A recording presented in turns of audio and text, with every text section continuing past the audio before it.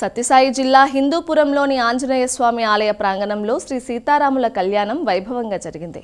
తొలుత స్వామి అమ్మవార్లకు సుప్రభాత సేవ, అభిషేక అర్చనలు నిర్వహించారు. అనంతరం ప్రత్యేక వేదికపై కొలువుదీర్చి వేద మంత్రోచ్చారణల నడుమ నిర్వహించిన పరిణయోత్సవం నేత్రపర్వమైంది. ఈ వేడుకను తిలకించేందుకు భారీగా భక్తులు తరలివచ్చారు.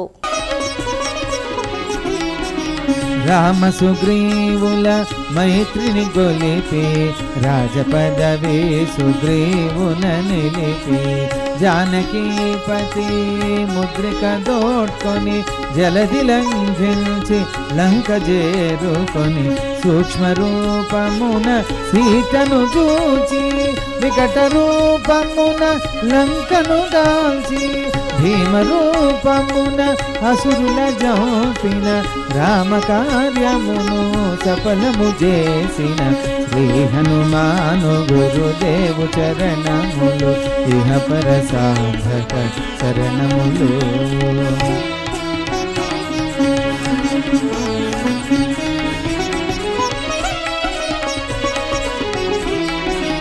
సీత జాడగని వచ్చిన నేను గని శ్రీ రఘువీరుడు కౌగిటని